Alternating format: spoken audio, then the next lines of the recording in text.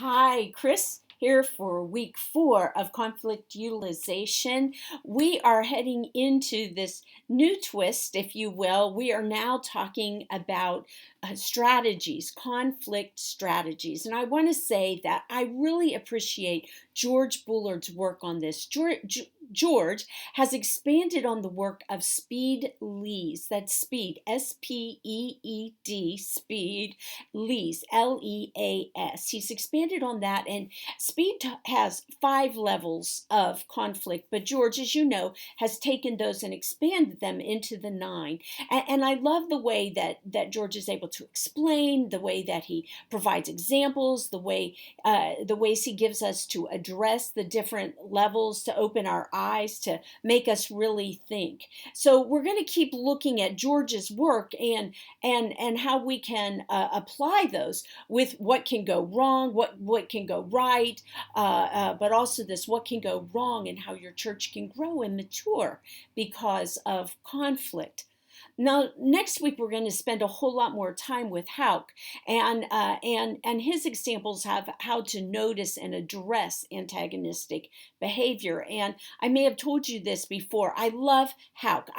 There have been times as a minister, and in all the times I've been a minister in a church, congregational minister, after I was first introduced to his book, that I would give this to the elders in our church. Elders in the Christian Church Disciples of Christ are your spiritual leaders, and I would give that to them to read. And in one of the congregations I served, they hated the book because antagonists is a name, and so they said, well, the problem is it's calling people names. We should never call people names. Well, okay, guess what? Guess who those were that were complaining about it? Yes, the antagonists, or those who had antagonistic behavior. The only thing wrong with the book is perhaps the title. Now, I want to pick up on this whole bit of name calling, because my husband and I have 3 names that we tend to use to antagonists in the church, that we see that there are 3 types of antagonists. The first are the bullies. Bullies throw their weight around. The bullies are the ones who can raise their voice. They speak out of turn when they introduce themselves, or maybe not even when they introduce themselves. They speak about their pedigree. When I moved to Yates Center, my first pastorate after I was ordained, within a week I had these 2 men come and visit me at my office. Both of them came. They didn't come at the same time. Within the week, though, both of them had come. And both of them talked to me about their pedigree. I'd never heard anything quite like that. And so they both talked about they had been in the military. They'd been in that church for years. The one went on to tell me that he'd been the mayor and had served on the school board. The other one, after he finished telling me about his military service, went on to tell me that his mom was the first person baptized in the church. And as it went along, that it became obvious why these bits of news were so important, because it would be a year or so later where I would find myself saying to them, okay, but the person who joined the church this past Sunday has just as many rights and privileges as you who've been in the church for a long, long time. But they thought that their pedigree bought them privilege. They were bullies. In my first board meeting with them, I was warned that board meetings could last 3 or 4 hours. I learned after that the parsonage sat literally next door to the church, and after that long protracted board meeting, it would continue in the driveway or the parking spaces in front of the parsonage until midnight and 1 o'clock in the morning. There was still this loud talk going on by some of those who didn't get their way within the boardroom. Anyways, where we met was the fellowship hall, and it was a long, narrow room. And what would happen were these 2 guys with the pedigrees, one would sit at one end of the dining room or the fellowship hall, and the other would sit at the other. And these were very long apart. I mean, you could have 6 tables from one end to the other. And everybody else would just kind of sit in between at tables were all mixed up, and the officers of the board, so the board chair, vice chair, secretary, treasurer, they weren't in any particular place, they weren't anywhere near one another, they're just everywhere, and these two men controlled the meeting. And so there's this ping pong meeting going on, and the poor board chair didn't have a chance at getting any kind of control or opportunity to facilitate the meeting. And I soon learned why it was that board meetings took 3 or 4 hours, and why they were conducting only the business that these two guys felt like it was important to bring before the board. Well, I talked to the officers of the board after that meeting, and I said, I have a solution to this meeting, or to this structure, this complex. Let's take and put you all at a table up here. It was about halfway in the meeting hall, the fellowship hall. Instead of being lengthwise, though, we went widthwise. Let's put you up here by office. I'll sit here on the end. We'll put a microphone up here in front of the table. We'll set the seats up in rows, like sanctuary seating, if you will, and people will have to raise their hand, be acknowledged and called on by the board chair, come up and speak at the microphone. All we have to do is say, people have a hard time hearing, and many of them did. So a lot of people have a hard time hearing. So let's come up here so we can make sure that we can hear. The secretary can get the notes written for the minutes. So we did that, and we knew going into it that there would be a problem, more than likely. We anticipated a problem. So I decided I would wear my black clergy shirt with my clergy collar, and I wrote myself notes. And my notes, 3x5 cards, said, remember, sit straight up, smile, pray, and you're the minister. Repeat. So it was, okay, that's right. Sit up straight. Keep trying to have conversation here with God. Smile as much as you can. And remember, you're the minister. I think I wore the collar, my clergy collar, more for me than I did for anybody else. Well, we got started, and the one whose mother had been the first woman to be baptized at the church stands up and starts to spout off something, and I get to get my breath together, and very shaking voice, I said, excuse me, sir, I won't say his name, you're out of order. And he said, I'm what? And I said, you're out of order. And he said, who do you think you are? And I said, well, I'm the minister and I'm the parliamentarian. Well, there were no parliamentarians in that church on their in their minutes, or not their minutes, in their bylaws or anything. I was calling on my inner Methodist, where the minister is the parliamentarian, but he didn't argue. And fortunately, the board chair took his opportunity and said, hey, Elle, you need to sit down and wait to be recognized. Now his wife, he's a bully, right? He's going to be loud. Oh, and he grumped and made all kinds of noise as he sat down. His wife, on the other hand, was a terrorist, because she stood up and was going to have her say, and the board chair said, Em, you need to sit down and wait to be recognized. She said, you can't shut me up. If you tried to shut me up, I'm just going to walk out of here. And the board chair said, okay, thank you, good night. Have a good night. And she just stood there, and she looked around and waited for somebody to speak up. She glanced down at her husband to say something, and he didn't. And she just looked, and she knew she was trapped, and she couldn't sit back down. She could have, but she wasn't about to. And she looks at her husband and says, well, come on, Elle, get up and let's go. And he looked at her and he said, I'm not leaving the meeting. And she stormed out of there on her own. That's a terrorist. A terrorist says, if you don't do this, then I'm going to do that.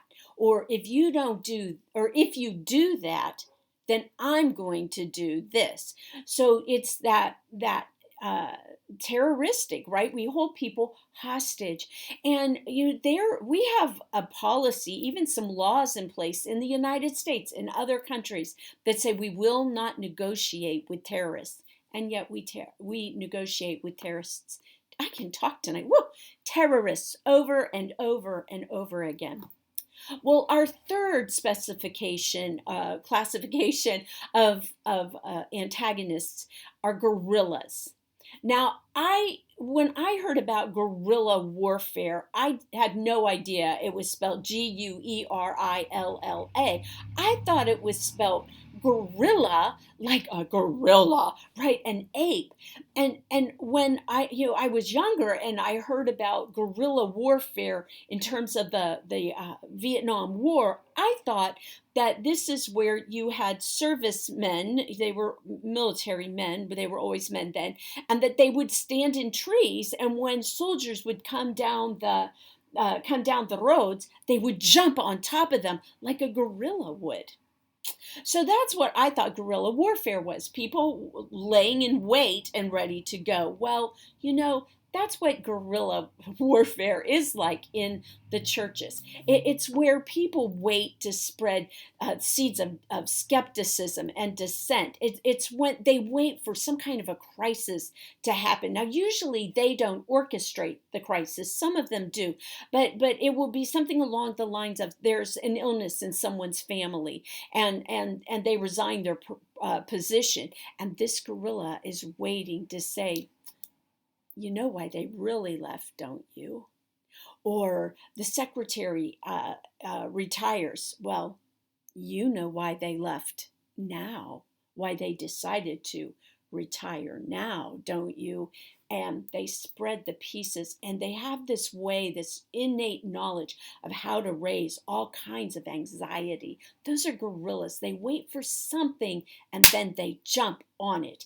They jump in there to make things even worse, raise anxiety even higher, or to try to save the situation. Oh my goodness, the worship chair had to resign. But well, if you need a worship chair, I could do that if you really need. And in many of our congregations, of course we need, because we don't have anybody else to be the worship chair. And so we are now at the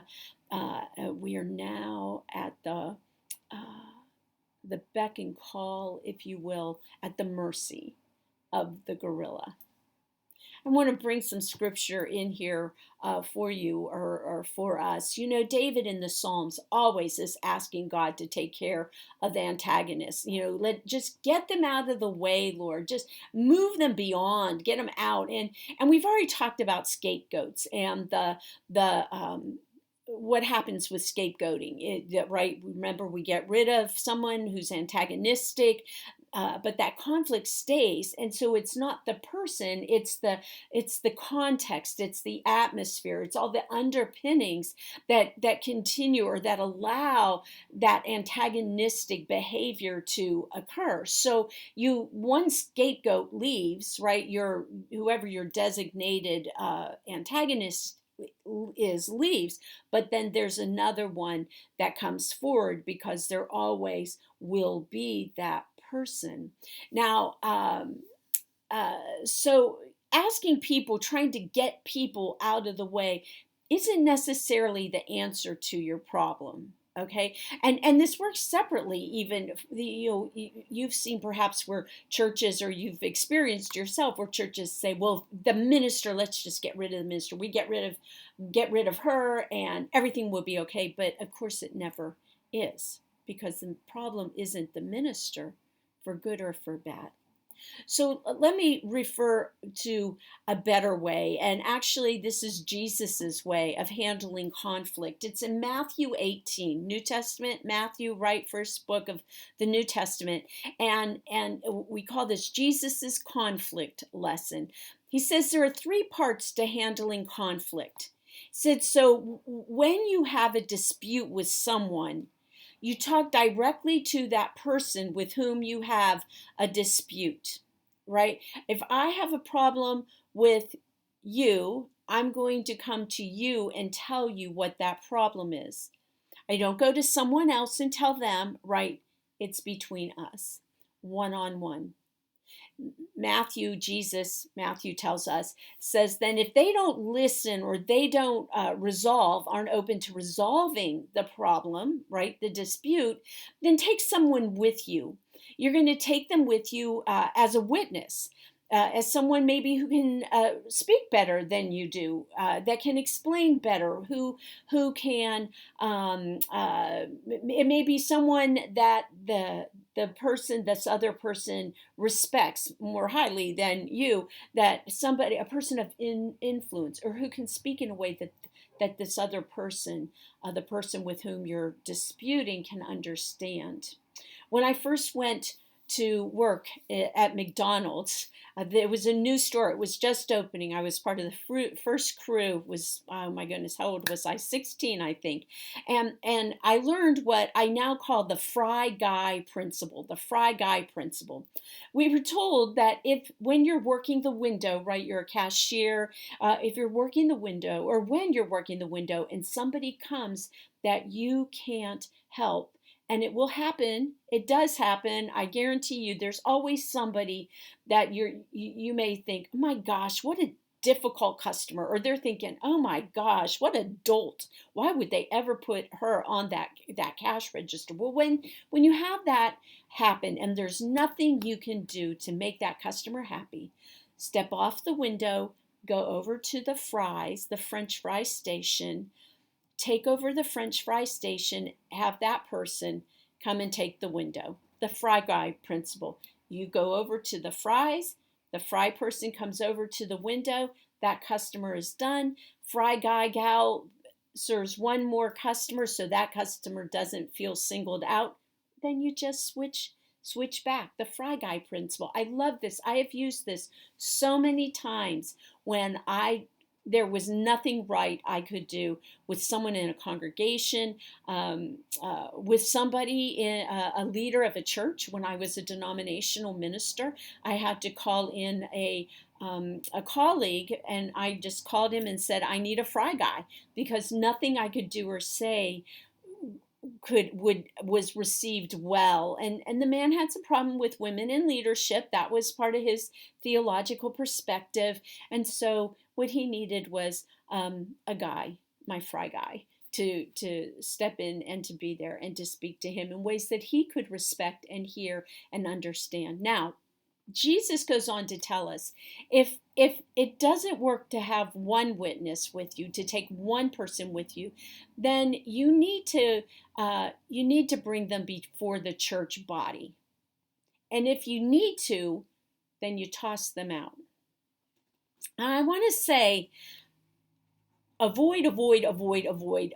There are times you'll hear talking about like tossing people out, asking people to leave.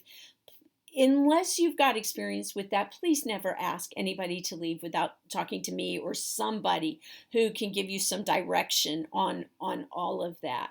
That that is a sticky wicket, and there are some ways to finesse and work through that, but it's not for just anyone to do. It's got major ramifications to it. And none of this is entirely feasible when the conflict involves or is directed at the minister or a staff person. And so we have to make some adjustments to how we use Jesus's conflict principle, Jesus's conflict lesson, when the conflict is directed at the minister. So you never go to speak to someone one-on-one if you're the minister. Because what that says is, it's all about you. It's all about me. If I go talk to you, you have a problem with me, you have a problem with me being the minister, and I go and talk to you, I'm acknowledging that you have a problem with the minister, that it's your fault that things are screwed up. It's not the minister's fault that you're singing only these hymns because that's what the organist likes to play. It's not the minister's fault that the there aren't acolytes every Sunday. It's not the minister's fault that you're not meeting inside for worship, right? It's a church. It's about the church and what is going on with the church. So when you're the minister and you have to go speak with someone using Jesus's conflict principles, take someone with you, and it needs to be the chair of your administrative committee, whatever that is, your board, your council, your vestry. It needs to be the chair of that committee or someone who can speak well. That person needs to, and you talk about this within your vestry, your administrative committee, and I wouldn't even take it to the whole of your committee problem, but definitely your officers, the chair, president, manager of that committee or that council. I'm just going to call it that administrative committee, the chair or the vice chair. You'll take it to those people first, people that you can trust, and talk to them about that. So you want to, if it's not the chair of the congregation, it needs to president, right, or whatever you call them in your church. It needs to be someone who's highly respected and within the congregation, someone that this person that with whom there's the dispute, someone that they highly respect. It needs to have someone who has some influence with the person. You need to make sure that it's a person who can speak up and speak well, who's astute and savvy, a person who's a good business person. And you need to make sure they're not somebody who's going to throw you under the bus. It's got to be someone who has your back. And before you go to have that conversation, and let me say this, you never have anyone go to speak to somebody without you. That then that's one, triangulation. Instead of you're speaking one-on-one, now you've got this other person in there.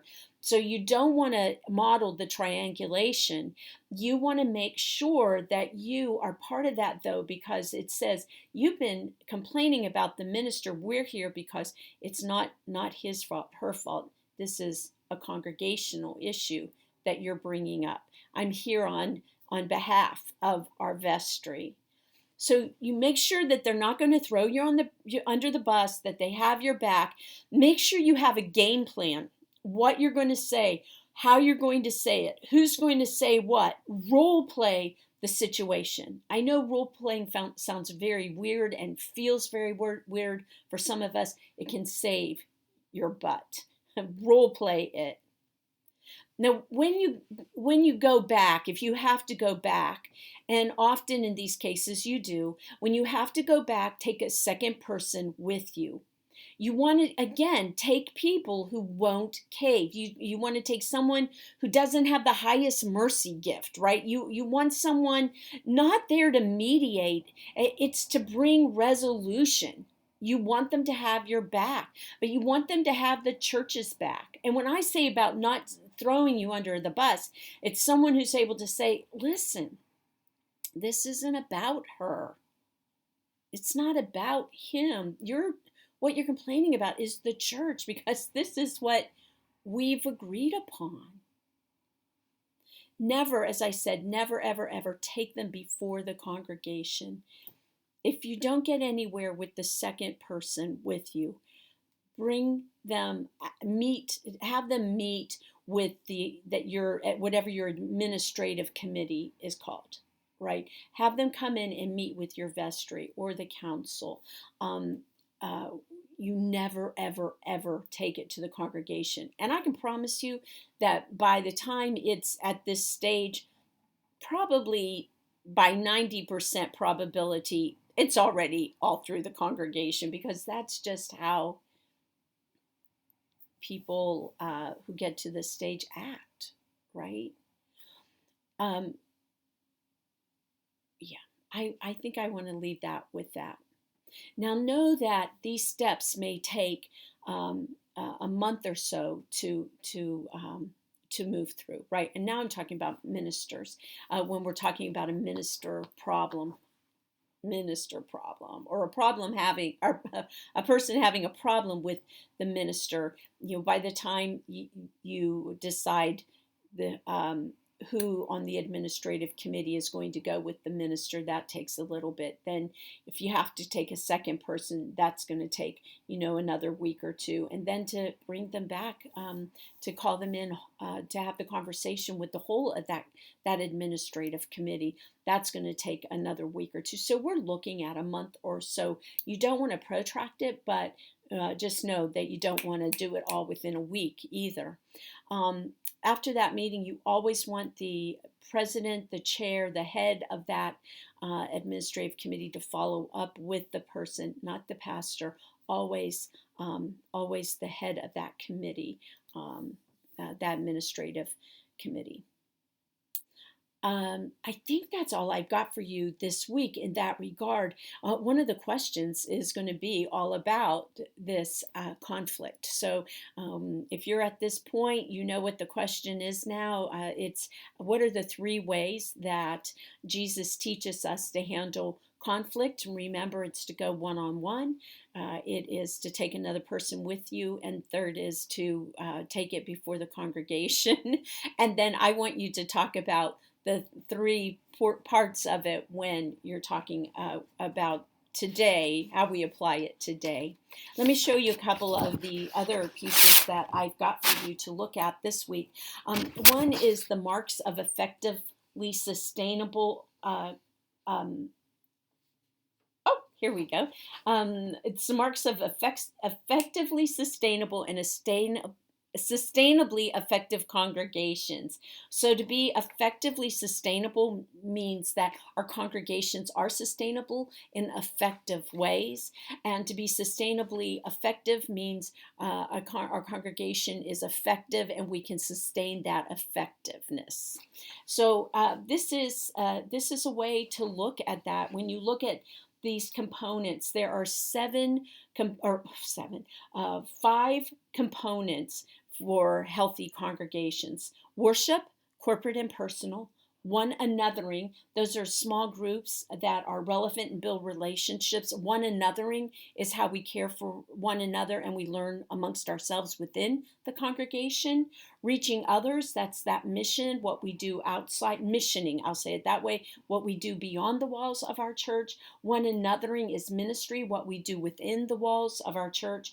Discipleship, it's how we're raising up others to be disciples. And structuring, it's how we structure, how we streamline our organizational structures so that we can release ministry, so that we can worship in one another and reach out and disciple.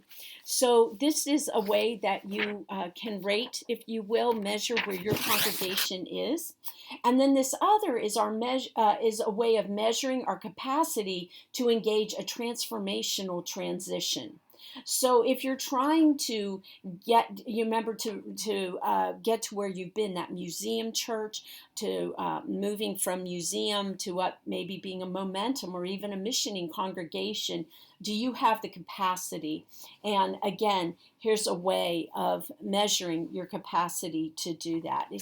Tells you how to fill that out there and tells you how to figure out these numbers. This isn't if you score between a 1 and a 3, then it is, let's get some numbers out there. Let's get a tool. Let's begin to talk about if we're there, what we need to do, what we need to work on. One of them is, our congregation plays well together. Do you play together? Do you play well together? A lot of churches just don't play at all. So I want you to look at those. Got a question? All right. If you've got questions about that, let me know. Otherwise, I'm going to see you on the discussion boards. Thank you so much. See you soon.